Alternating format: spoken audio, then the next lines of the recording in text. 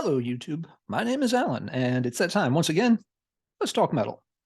Tonight's topic is going to be about the format of the 7-inch single and its place in heavy metal history. I show a lot of singles on this channel, but I've never really talked about them in sort of the big picture sense. It's usually just show you a single, tell you about the band, play some music. Tonight we're taking a bigger picture look at things.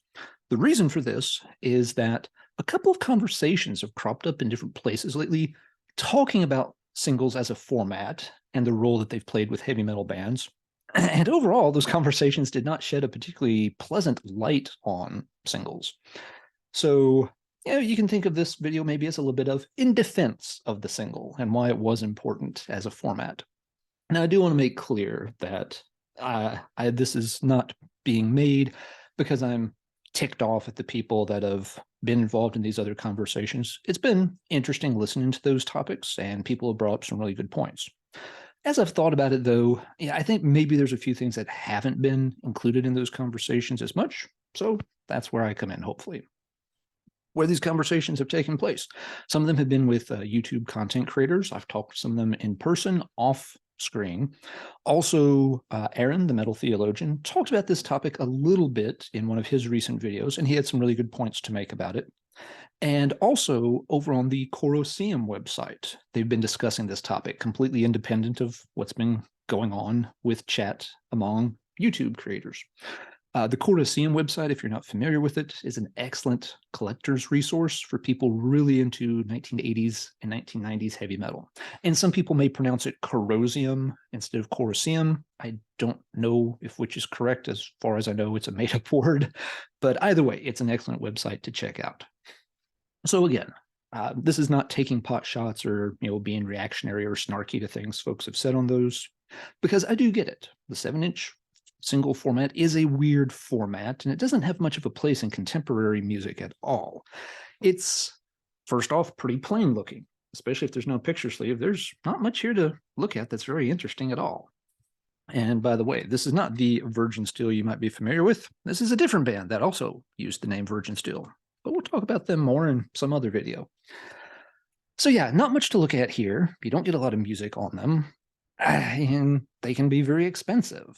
So the dollar to music ratio is pretty bad. If you're paying $20 for a single, you only get 2 songs. It's like $10 a song. That's not great in a world where you can buy most songs for 99 cents in digital format. Singles have also always been a little annoying to listen to because you play one side, you hear one song, and then you have to get up, physically turn the record over in order to hear the next song. And that's it. There's only the 2 songs. If you want to hear a different single or rehear the song, you've got to keep flipping it back and forth. You can't really sit down and relax and just let it play because it's a very short format. So I do get why people are not really into singles. But I myself, of course, seem to have ended up with a decent amount of them. The reason I ended up with a bunch of singles was simply that I wanted to hear more music by a lot of different new wave of British heavy metal bands. I got interested in that genre in my late teenage years when the 79 Revisited compilation came out. I figured out pretty quickly, though, that most of those bands never got to release a full album. And so I had to make a decision. If I was going to hear more music by a band like Hollow Ground or Weapon, I had to either go buy the single somehow, or I just wasn't going to hear anything else by them. Some of those bands maybe had a track or 2 here and there on different compilations that were also hard to find, but really the singles were the only things they released. And so, I made a very conscious decision to go ahead and start buying singles by some of those bands. And, 30 some years later, I'm still doing it. But yeah, let's talk about, the single in kind of, its place. Why would people use this format in the first place? Some people involved in these conversations have said flat out, they feel like it was kind of, a crappy format in the first place. While singles may not be popular now, they were very popular once upon a time. They had an important place in the recording industry. The first vinyl singles were made around 1949, and they pretty rapidly started replacing 78s. Before the late 40s, most music that was sold to people were sold on 78s. 78s were made out of shellac, and shellac had multiple problems with it. 78s have multiple problems. First off, the material is very brittle. If you dropped a 78, it was going to shatter. 9 times out of 10, that record is just completely destroyed. So yeah, very fragile format. Also a very noisy format. A lot of surface noise is typical for 78s. The groove spacing is different on 78s, and there's just, you can't fit as much music on them. So yeah, there were multiple reasons 78s were not so great. When people first heard music being put out in the late 40s on 7-inch singles and full LPs, they were pretty amazed at the sound quality. It was a big step up. The records were more durable. It's kind of a win-win, and 78s got phased out pretty quickly. Singles continued to be, a big part of the music industry moving forward then. As you got into, the dawn of rock and roll, music was being marketed towards teenagers really for the first time. So that you had, hit singles, you just went out and bought the single. Bands were not thinking about making full-length albums. They were thinking about making singles, getting radio play, have people buy that one song on one of these so they could play the song as many times whenever they wanted to. And that continued, through the 60s and 70s, although over time, singles became, less and less important in general. A lot of people kind of, attribute the popularity of the LP to the Beatles and Sgt. Pepper's, but also the Beach Boys' Pet Sounds. Before that, LPs were mainly kind of just a collection of singles. And they were artists that had established themselves by making a lot of singles, and maybe then you made an album. But singles were their main marketing strategy. The Beatles and the Beach Boys kind of turned the LP into a listening experience, where it wasn't just a collection of singles you had made. And so, yeah, this continued through the 70s as you got into music with longer formats, prog rock, long instrumental solos, and, Deep Purple tracks and stuff like that. You're not going to fit a 13-minute Ritchie Blackmore solo followed by a 13-minute John Lord solo onto one side of this. It's not going to work. So yeah, by the time you get to the early 80s, late 70s, when modern heavy metal starts to become a thing, the 7-inch format was already maybe sort of on its way out. But it had seen a resurgence of popularity and use from the punk scene in, the mid to late 70s. And a lot of those bands used the 7-inch format because they were starting to record and release these things more on their own. They weren't, working with big labels and big production studios. And the new wave of British heavy metal bands in the UK kind of adopted that same DIY attitude. And so they started kind of doing the same thing as well. So it makes sense in a way that those bands did start out thinking about making singles. But, there's this kind of big, mythology that goes on with the single as well. And a lot of people in these recent conversations have quoted this, the idea that bands were making these singles thinking it was going to land them a $1 million record contract with some major label. This was their ticket to superstardom. You make one of these, and a little bit later, you're on a major label and you're a rock star. And people have kind of been pushing back against that idea in these conversations, thinking, did that really ever happen? Everybody seems to think that was what happened, but did it? And there have been very few examples that people in these conversations have come up with where that maybe did happen. There are 2 prime examples that have come up, both related to the new wave of British heavy metal. These are Iron Maiden and Def Leppard.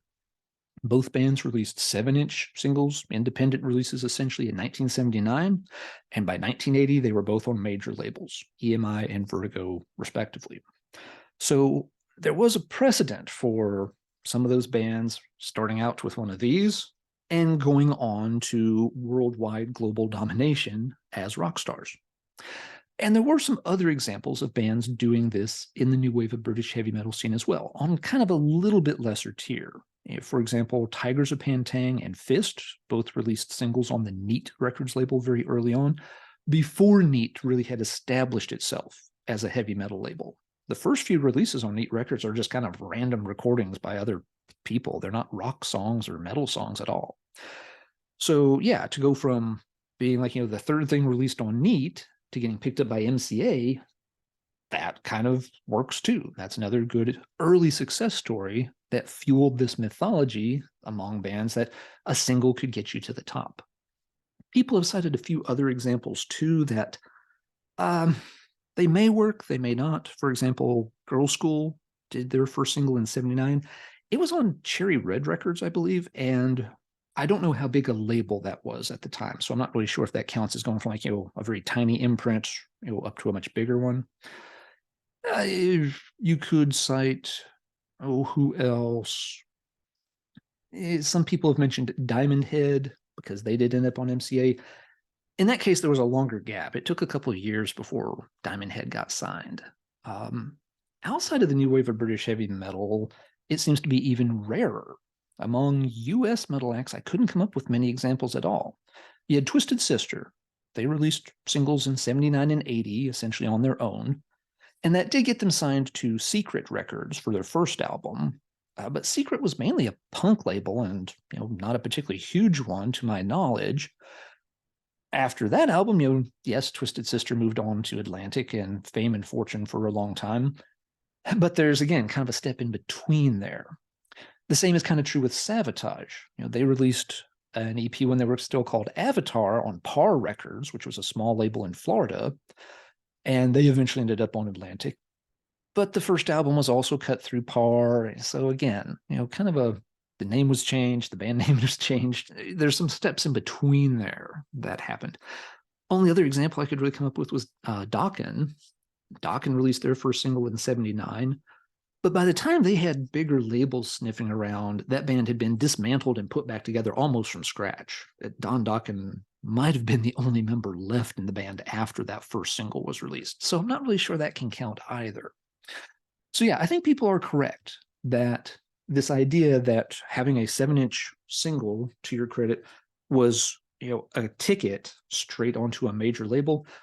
Folks are correct. That just did not happen very often. That was the exception, not the rule. All right.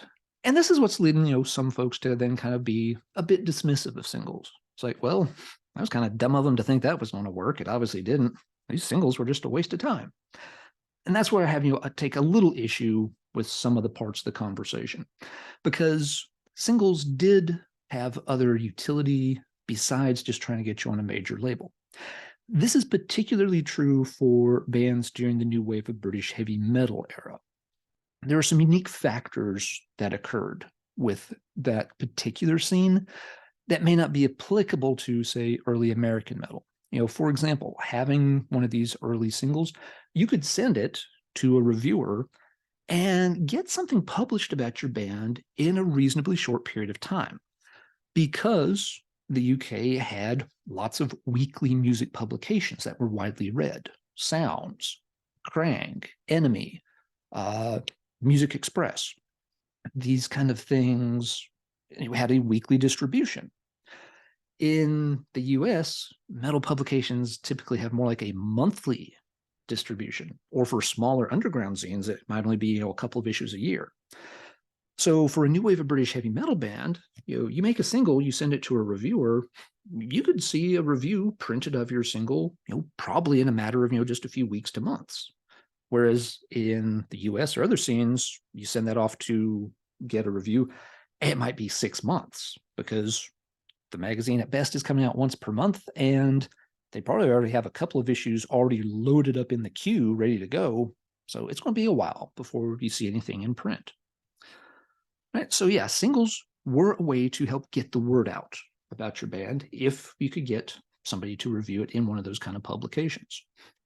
Another avenue that was particularly useful during the new wave of British heavy metal in the UK was you could try to get radio play with these. If you could get one of the metal-friendly DJs like Tommy Vance to pick up on your single, it would get played on something like the Friday Night Rock Show. If you could get someone like, John Peel interested, even better. If they really liked your single, they might invite you in to do, a BBC Radio 1 recording session where you could come in and record 4 songs live in their studio, which was probably nicer than the studio you had done your single in some cases.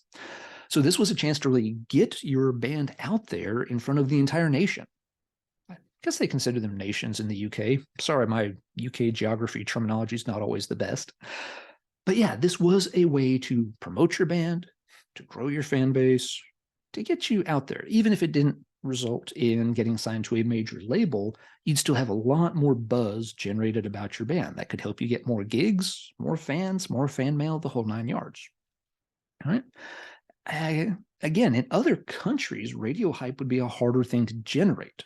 For example, in the early 1980s, the radio scene in the United States was still a lot more territorial.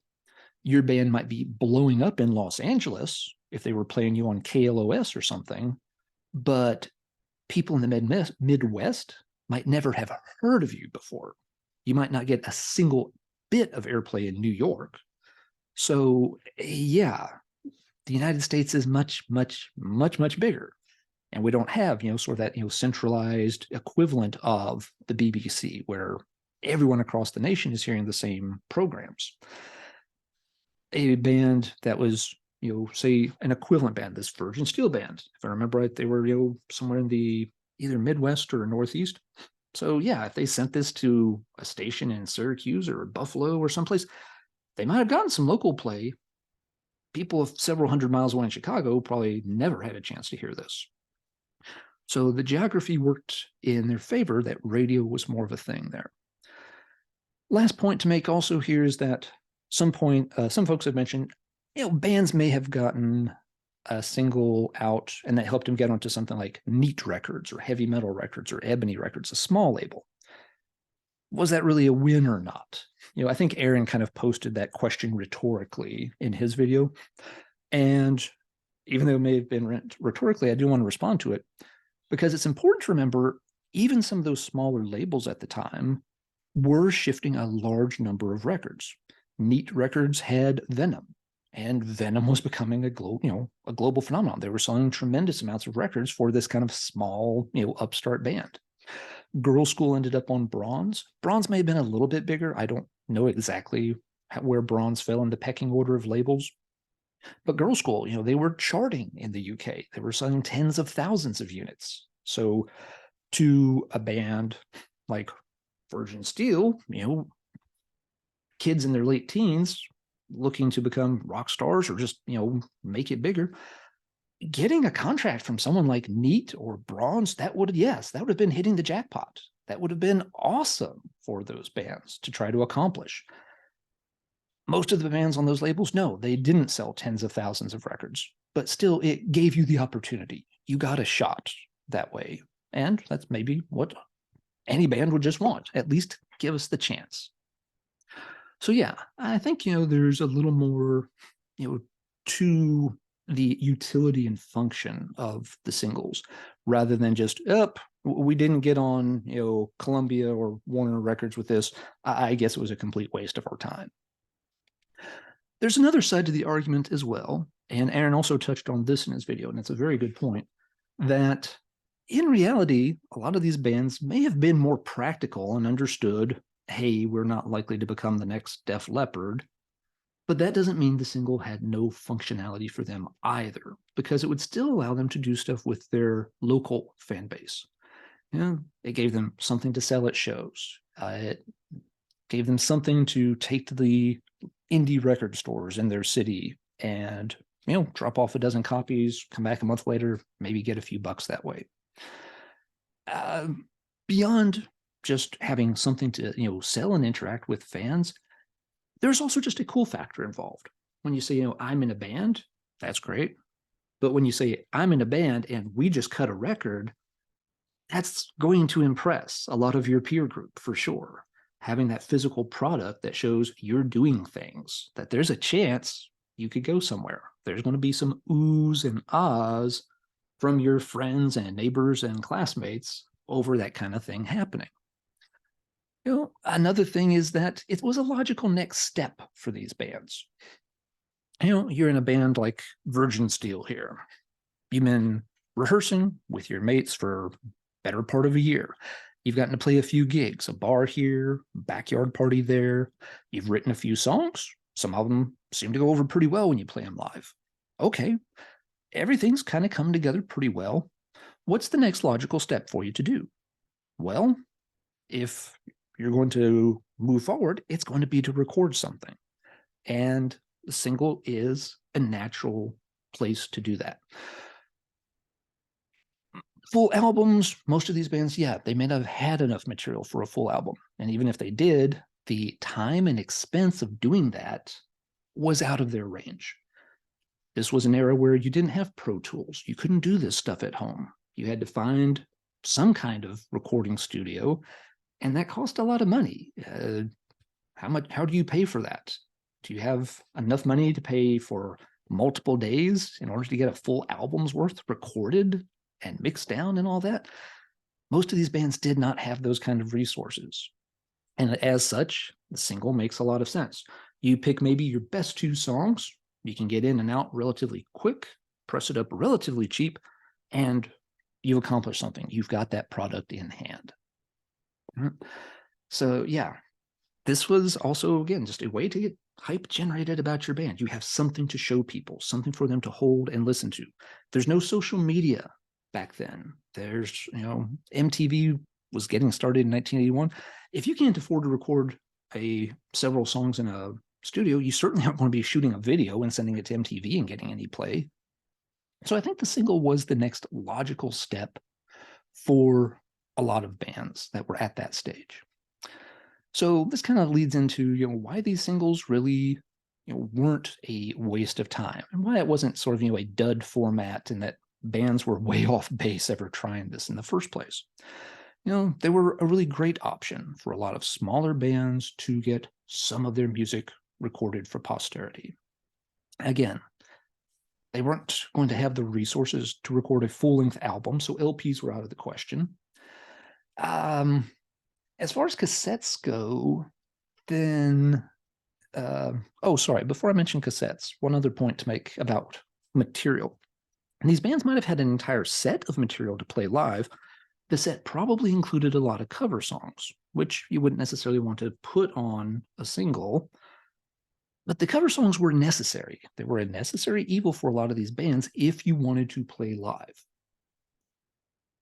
If you're playing a party or a dance or something like that, you can work in some original songs, but you also need some songs that people are familiar with and will react positively to if you want to continue getting gigs. This was true for everybody back in the day. I've read interviews with Joe Elliott where he talked about Def Leppard early on. You almost had to have some cover songs in your set because a lot of people, when they were going out to clubs and stuff, it wasn't always a rock club where everyone's wanting to hear new bands with new music. Def Leppard played a lot of early gigs in what were called, I think they were called like working man's clubs or gentlemen's clubs. Apparently it was kind of a British phenomenon at the time that what a lot of people did, blue collar, maybe lower white collar tier folks, you worked all week. On Friday evening, you went out to one of these clubs, had a few pints while playing bingo and doing those kind of activities. You're not there to mosh and headbang. You're there to get a stamper and listen to some old lady pull, ping pong balls out and call D23, and you're playing bingo while having a few beers. Those kind of clubs would have bands playing in the background, but they wanted bands that could play cover songs. Folks wanting to just unwind with their beer, wanted to hear some music they were familiar with. They wanted something in the background. They're not there to check out the new up-and-coming thing. So yeah, these bands might have had more songs in their repertoire, but not enough originals for a full album. Okay, now on to cassettes. Why not make cassettes instead? Cassettes were kind of an up-and-coming thing in the early 80s. For example, the Sony Walkman was introduced onto the market only in 1979. About the same time these bands were starting to come up themselves. So it wasn't until 1984, 1985 that cassette sales outpaced vinyl sales. So yeah, cassettes weren't the format of choice that early in the 1980s. Some bands did use cassettes, of course. Bands would record practices, they would record demos, and some bands did cassette-only releases. Those bands, today, that's a disservice to them because it's much harder to find those things, especially in playable condition, than it is to find stuff by the bands that had singles. One quick example, there was a new wave of British heavy metal band called Deep Machine. I've seen them referenced in countless interviews with other bands about how cool this band was. But they're a relative unknown to most people because they have no vinyl product. They didn't make singles, To my knowledge, they didn't appear on any compilation albums back in the day. All they had were cassettes. And as such, even a lot of serious collectors have never really had much of a chance to check out Deep Machine. They didn't leave anything behind that we could listen to later on. All right. I guess kind of the last big point for why these singles were not a waste of time is that without them, yeah, we would never have heard a lot of these bands. Deep Machine, great example of that. I've heard Deep Machine, but only because I did a lot of digging with tape traders and got somebody to rip me some copies of Deep Machine demos onto a CDR years ago. How many other bands were there like that, which are kind of lost to posterity, and we don't know anything about them?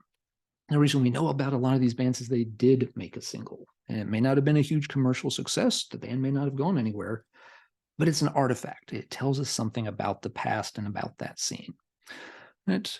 And those singles inadvertently have helped some of those bands later on, which I'll get to in just a moment. But I just wanted to show a few records here. I'm not going to play any clips, but yeah, just some examples of where you had, cool music by bands that at least had a couple of good songs that deserved a chance to get heard.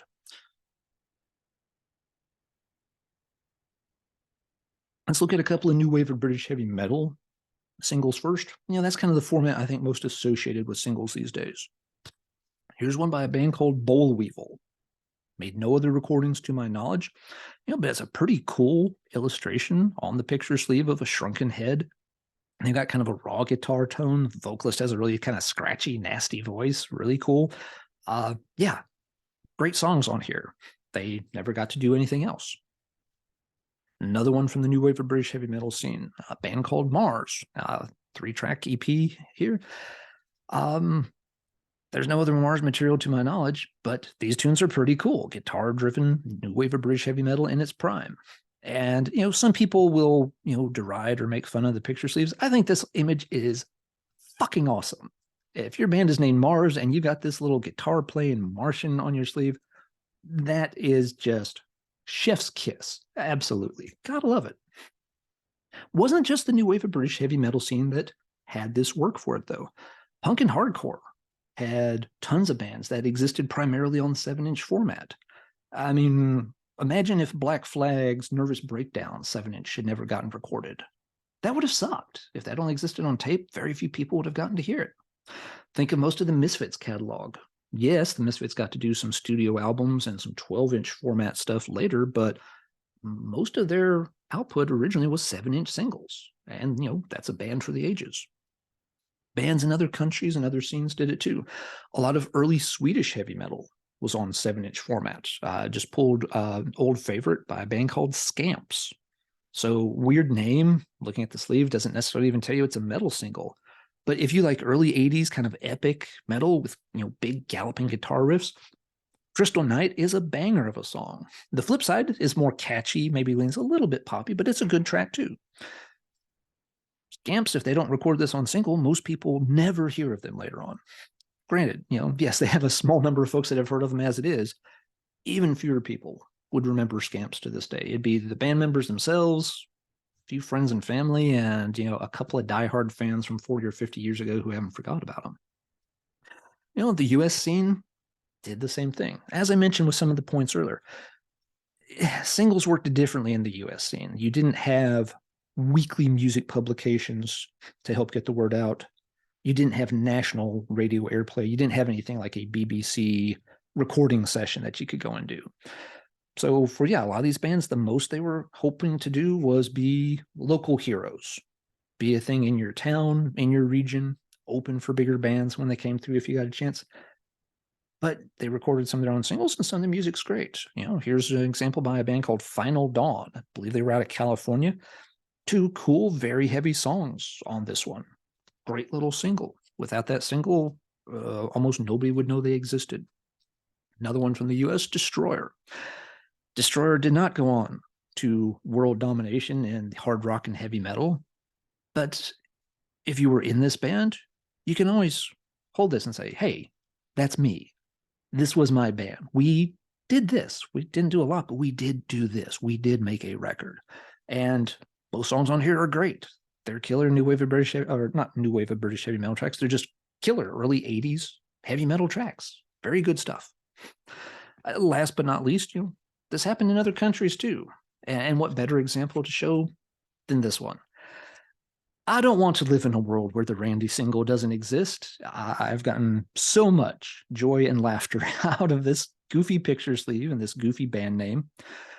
But I also love these two songs to death. Both tracks on this are just top shelf, top tier material of early 80s European heavy metal. You couldn't ask for much better than the two songs on the Randy single. And you couldn't ask for a more fun picture sleeve. Not if you tried. So yeah, these singles, they have their place. I understand collecting them is certainly not for everyone. But getting the anthologies that have come along since then, those can be for everyone. And that's kind of the last point I want to make. It's because of these singles that a lot of these bands have had a chance later on to put out an anthology. These have become more and more popular in recent years.